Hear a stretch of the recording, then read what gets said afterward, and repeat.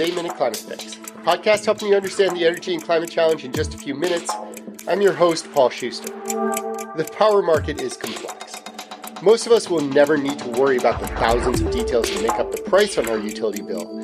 But for an increasing number of corporations, meeting renewable energy commitments means getting much deeper into how the power market, and specifically the wholesale power market, actually works.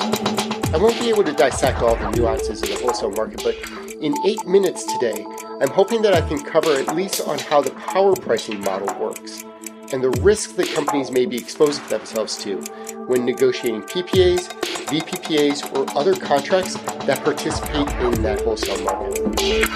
8 minutes. It's how long it takes the sun's rays to hit Earth, or about how long my kids enjoyed being back in school this week. I'm kidding. They were grumpy from the moment that 6 a.m. alarm kicked off. Mom and Dad, though? Let's get it on. The price that you see on your electricity bill is what is called the retail rate for power. It includes not only the cost to generate the power in the first place, but also the utility charges around transmitting and distributing that power to your home or business. Now, there are a lot of retail considerations that factor into how those prices are calculated. Things like the amount of investment capital that regulators allow utilities to recover through rates or incentive programs like EV or energy efficiency rates. Those are all on the retail side of the ledger.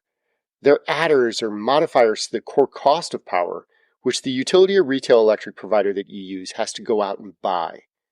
Now, prior to 1978, utilities would have owned the majority of the vertical value chain to deliver power. Everything from the power plant to the transmission lines to the utility poles and the individual house meters. In 1978, the Public Utility Regulatory Policies Act, or PURPA, came into effect, which opened up the opportunity for third parties to build generation and sell their power to utilities on the wholesale market. Utilities were more than welcome to build and operate their own plants, but PURPA now created competition where the lowest cost option would need to be used, putting a major kink in what had been monolithic monopolies prior to that. PURPA supercharged the need for a wholesale market for power, and it's probably not surprising that as we've become more sophisticated with how the market works, it's become a lot more complicated too. Even in just the basic pricing of power to begin with. One of the really unique challenges to power is that it has to be consumed as it's being generated. There isn't a lot of storage on the grid yet to where we can inventory excess supply and save it for a rainy day. Technically, that means grid operators ramp generation up and down all the time in order to adapt to changing demand conditions. And they primarily do that by sending price signals to generators to get them to react in certain ways. Demand spikes and we need more power quickly, well then increase the price of power in the short term so that more generators will come online and produce more electricity, or vice versa. So, first thing to understand is that power prices are always changing. And if we had perfect forecasting, we could simply set a different price at every second or minute or so and expect the market to respond properly. But we don't have perfect foresight.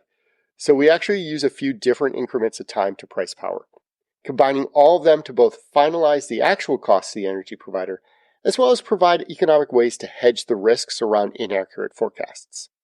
For instance, we have something called a day-ahead rate, where the power needs for the next day are modeled out based on expected weather, major events, etc.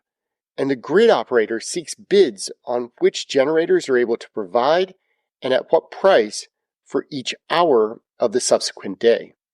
This is a forecast, a day-ahead, hour-by-hour forecast of prices based on expected demand and supply conditions. It's one that we know will be wrong, but we're all hoping it's relatively close to what the reality is likely to be tomorrow.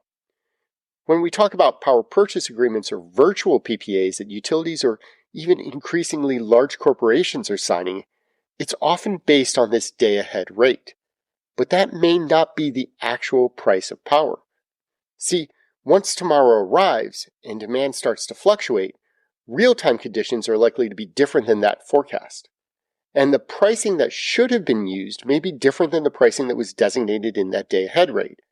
The difference between the two, between day-ahead and real-time, is something called the DART spread, literally an acronym for day-ahead real-time. Those PPAs that I talked about earlier, Hopefully those companies are taking into account their exposure to that DART spread, because it's not nothing. Understanding and managing that risk may be important. DART handles a bit of the temporal time variability. The power grid also encompasses huge geographic footprints where locational variability needs to be considered as well. Smaller grids can sometimes get away with calculating a singular clearing price for electricity across the entire grid network. That's a pool program, and is basically the model that the UK uses for their wholesale market. Essentially, power generators bid in on a daily basis, and the grid operator accepts the lowest bids, adding up capacity until they meet expected power demand. And whatever that marginal price was where supply met demand, that's the price that everyone gets, regardless of location or generator type. In the US, we do things a bit differently as we've developed an interconnected series of nodes. Each node is where power is either generated or transformed or consumed, so places like power plants or distribution points. And there's a different demand profile at each node, as well as a different supply profile. The grid operators can adjust the price signal at each node to incentivize either increasing supply or decreasing supply to meet demand, something called locational marginal pricing, LMP. This can be a lot more complicated than the power stack model that the UK uses, but it has a lot of benefits too. For one thing, it can better signal to individual generators to take certain actions, while also protecting consumers from price mismatches that could cascade throughout the entirety of the grid. One thing to note is that LMP is not the same thing as time of use rates. You may have heard of how time of use rates are being tested and utilized in different markets to incentivize consumer activity at different parts of the day. For instance, by offering lower rates to run your dishwasher at night, or EV rates that are aligned with off-peak charging hours in order to keep all those Teslas from plugging in at the same time. Sounds a bit similar to LMP as they both change rates at different times of the day. TOU rates, though, are incentive-based towards the consumer, looking to incentivize the demand behavior. And they're a fixed rate. Regardless of actual supply or demand conditions at the time, the TOU rate is a retail rate that has been established to drive consumer behavior. And while locational marginal pricing can influence demand, it's a wholesale pricing mechanism that's reactive to the actual conditions on the grid. It's designed to balance the grid, not necessarily to get more people to buy EVs. Now, because LMPs are calculated at each node, there is an element of locational risk that needs to be considered within wholesale market contracts as well. This is called basis risk, and it's the risk that the price at the node where a contract is settled may be different than the price where the power is being generated or consumed. More corporations than ever are looking to meet renewable energy commitments by purchasing power on the wholesale market, but that doesn't mean it's a one-to-one match with what they are paying on their retail bills. There's the temporal risk around the day ahead versus real-time variability. There's the locational basis risk of where the PPA contract is being settled at versus where the power is being consumed. There's even a retail rate versus wholesale rate risk because retail rates may be fixed while the wholesale contract may vary. Understanding those risks is vital to a well-structured renewable energy contract. Too often, corporations are willing to sign these big deals without a full analysis of these risks, assuming that this is the quote-unquote cost of sustainability.